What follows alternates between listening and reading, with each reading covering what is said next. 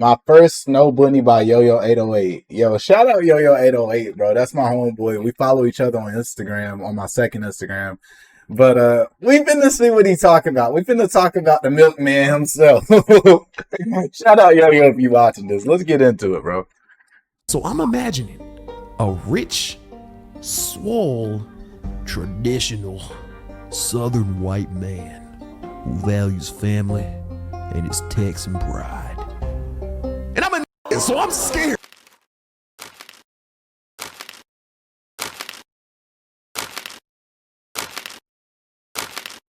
Okay, it's no secret that snow bunnies have had black men in a chokehold for the longest. I mean, it wouldn't be the first time the whites have had us by the necks, but I digress. Yeah, I don't know what it is. I don't know what's been going on bullshit recently, though, but I have been seeing way more bunny propaganda than I am used to, bro. Dr. Umar, I got this. Hold up, bro. I said, hey, yo, this is directed towards all the snow bunnies. I'm just straight blasted.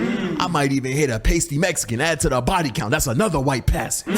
I run up on Johnny Sins too, even though I know that white packing. Pause. Hey, yo, not resume, because I got a big pump. No diddy. I spin blocks with a field tank. She get to running, the blizzard of bullets will hit her body and make that milk shake.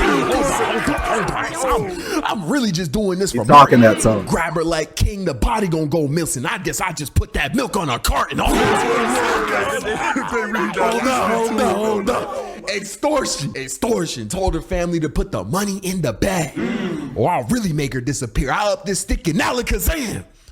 I just put a bunny in a hat. Come on.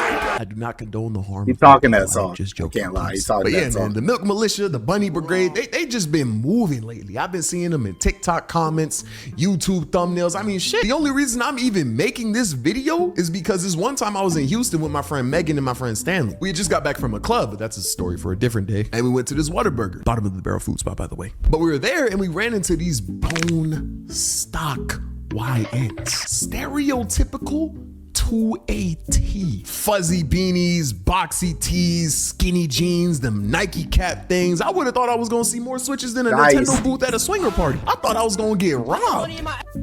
But then I saw their girlfriends, and each one of them was a white woman. Now, I'm not talking fake lashes, holes in the tight skinny jean Jordan 4 white women. No, I'm talking about messy bun Lululemon with a trust fund white women. I'm just looking at them confused because I mean, YNs with preppy white girls? Like, how did their paths even intersect? It's social media, bro. It's social media. First off, you seeing all these athletes with white girls, bro.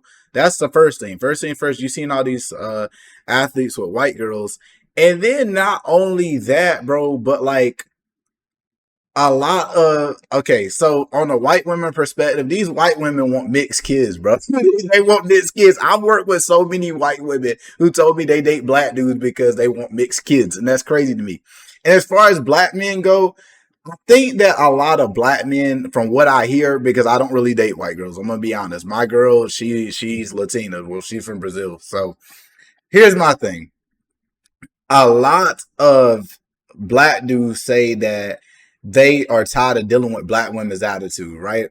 So they go on to white girls. I don't know. I've never dated a white girl for real, so I can't speak from experience. But that's just what it seems like. It had to have been the most juxtaposing thing I've ever seen. But if the universe has taught me one thing, when there's a milk, there's a way. That was a stretch. Oh my God, yo, someone come who on, personally bro. called themselves lactose intolerant. I don't really play in the snow like that. Tall, attractive black women, my DMs are open. And no disrespect to white women. White women are attractive. I would never lie and deny that. And genuinely, I really don't have a racial preference. My only type is someone with a rich culture. Culture is very attractive to me and important to me when I date because I really love either bonding with someone over a shared culture or bonding with someone over sharing culture. And that usually rules out white women for me. I'm not saying they don't have culture. Like me personally, I'd much rather my black girlfriend take me to her family's cookout or my Middle Eastern girlfriend's mom make me a baklava than my white girlfriend's mom make me a tuna casserole. Tall, attractive brown women, my DMs are open.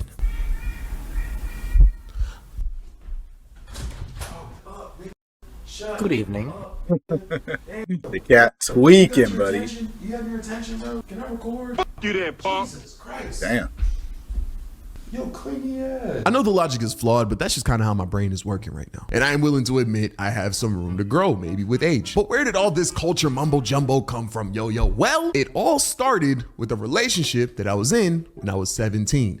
My first bunny. I was working a retail job back in 2017 and there was this girl who also worked there. Now, usually when I tell stories about women, I draw them as a completely different race and I give them a completely different look to throw people off so people in my actual personal life don't catch strays. But since it's the topic of the video, and honestly, I tried to find this woman, I could not. I genuinely have no clue where she is. I don't remember her last name and she has a very basic white first name. So like there's no way I was gonna find her. And because of that, I'm gonna just describe her. She was a nerdy white girl. Blonde, short hair, big glasses, little pimples, all that. I don't remember how we started talking, but we did. And we clicked so well that eventually we started dating. And it was calm, we got along beautifully. We both read and drew and stuff. So Make a statement, y'all.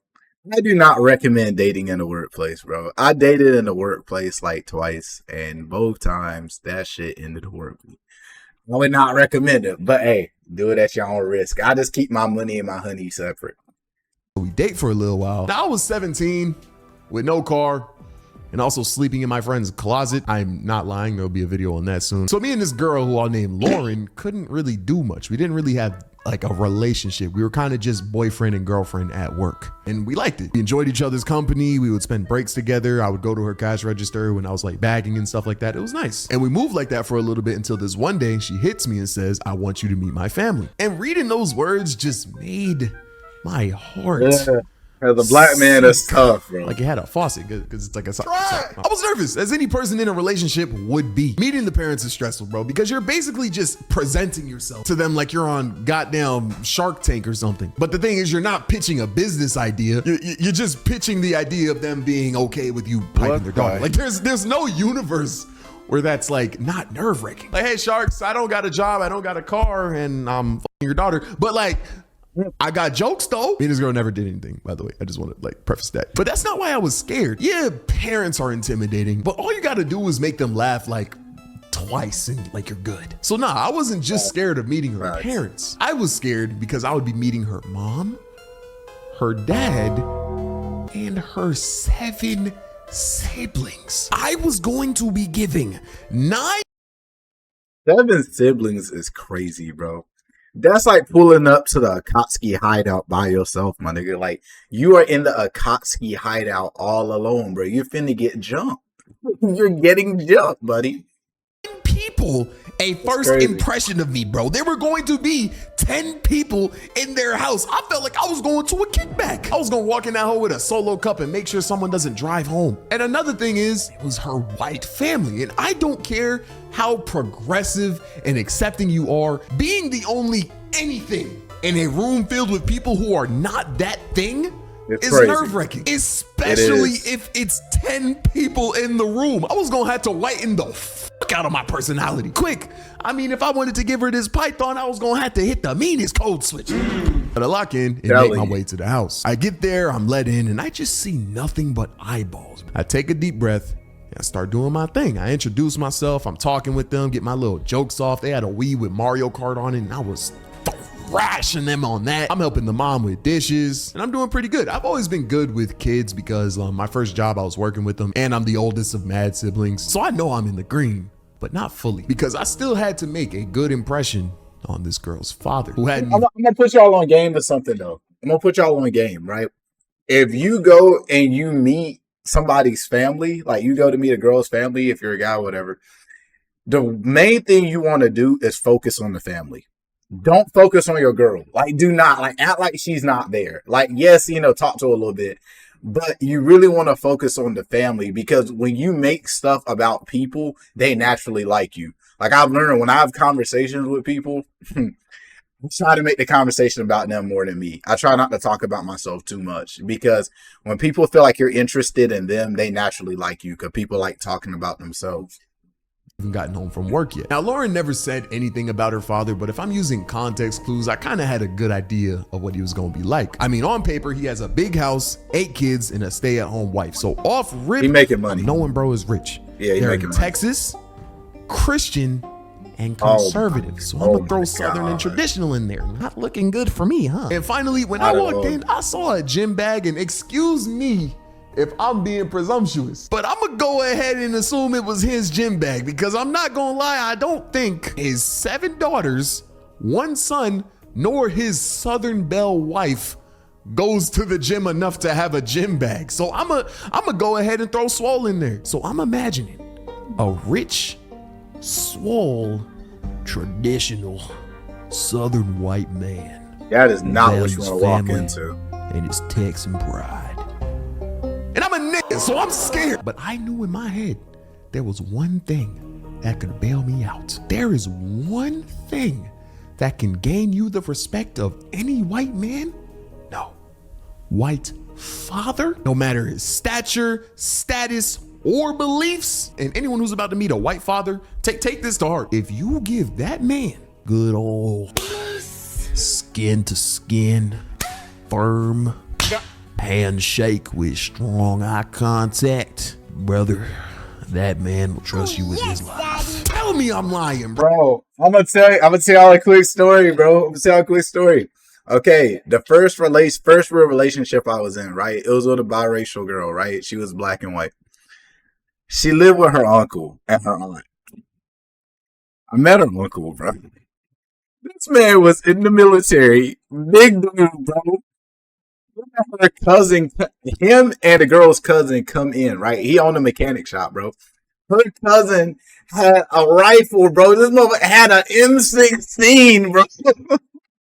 And I'm sitting there and I'm the only black person in the house, bro. I thought I was going to die. And I'm not going to lie. When I met him, I got up, I shook his hand like he said. I looked him in the eyes. And I looked at the gun. I said, "This isn't looking good for me, sir." And he instantly busted out laughing. And he explained to me that the gun was for his shop because somebody had broken into his shop. Bro, I'm not going to lie. I thought I was cooked. I instantly asked God for all types of forgiveness. Bro, a firm handshake could have stopped Bush from doing 9/11. Shit, I ain't know y'all was cool like that. Shit, you know me, twin. My fault. So knowing that, my only goal was to give this man a good old handshake. Pause. That just looked crazy. And then after the handshake, just throwing some humor in there, make him laugh twice, and I was gonna be Gucci. So I'm in there washing dishes like, all right, yo, just shake his hand. You should be good. That's literally it, bro. I look into the driveway. You see you washing dishes. He like nice. that. Nah, let me chill. Big old Texas insignia on the license plate. Southern pride. Bike rack on top of the car. Gym. The door swings open and I see a hand with a wedding ring and the most old money of watches. Rich! I don't even let him get out of the car. I already make my way to the door so I can be the first person to greet him. The crazy glaze, I know, but I'm just crazy glaze. I would have waited for him to come in the house. Then again, I don't know. Turns off. I hear his loud footsteps as he approaches the door. The lock jingles and twists. The doorknob turns. I don't know what sound effect a doorknob makes. Fuck off. The door opens fully, and I see a short, nerdy tech guy. I'm telling you, bro. I'm telling you right now, bro. That hit me. ISO. Nowhere, bro. I was not expecting that at all. The thing is, like, if I were to fast forward the story a little bit really quickly, after getting to know him, bro isn't even from the South. He's from the North. So he's not a get your darn tootin' ass off of my property, boy. White dad. He's the weather is nice today, eh? White dad. Anyways, so I'm seeing this. I'm still like, game time. I have to shake this dude's hand. So I make my move. How's it going, sir? I go for the handshake. The deers in the distance look at the sky. Trees rustle. That sounded crispy. For a brief moment, the tide raises. Because this handshake had the most crisp, clean sound to it, bro. I look at him, he looks at me, and he says, "Jamal, nice to meet you." Oh, I'm sorry. I was talking to another Jamal earlier. You must be Johannes. Honest mistake. No way. No way. Now, I have never... I thought he was being funny. Bro, there's no way bro called him Jamal. Oh my... Yeah, it's time to leave. I'm instantly leaving, bro. Nice meeting you, sir. You have a great day. Met the Jamal in question, but I can literally put it on Kevin Gates' kids that I looked nothing like that nigga, bro. Take them today. I don't even remember what I said in response to that because I was just so taken aback. Now, do I think bro is racist? No, he's just a very, very white guy. These people are a very, very white family. They don't have to notice the differences between black people. If I'm being honest, me and Jamal were probably the only black people he encountered that entire week. Shit, maybe even month. And you know what? That's okay. If anything, I like when white people are just white people and they're not trying to cosplay as other people. Like I even continued on with the day, got to know the family. They are great people, beautiful people, but they're just very white. And there's nothing wrong with that. That's just not something that I would. Right. Here's the thing though about being around like a group of white people, like a white family or whatever, like that's very white, like he's saying. They be saying racist stuff and not even realizing it's racist. Like, bro, they will say something like, like you'll be talking about dinner or something like that. They'll instantly like bring up chicken, but but it's not in a. You're not even telling when somebody's being racist, but when somebody's racist, but they just don't know they're racist. Like, it's kind of like that vibe. You're like, why'd you bring up chicken? Like, I don't know, bro. Like, it's just weird, man. It's weird being around them. Personally want to marry into nor raise my kids in. Like, I'm not gonna say I date to marry, but I definitely date with the long term at the front of my head. Because of that usually typically rules out white women when I'm dating. But other than that, like amazing people. But low key, that's not even the craziest stray I've ever caught meeting parents. Because the next bunny that I have to talk about gave me a stray that was so bad that a family with literal Mexican cartel connections had beef with me. But that story will be for another video. Hope you guys like this one though. Yeah, 2 weekly. Hey man, there y'all have it. It's for Snowbunny. Like I said, I don't really date white women like that. Not that I have anything against them. I just never really did. But I don't know, bro. You just gotta be careful, bro. You just gotta be careful, man. Hope y'all enjoyed the video. Let me know about y'all experience if you've ever dated a Snowbunny or what do you think about interracial dating. I'll see you on the next one. Peace.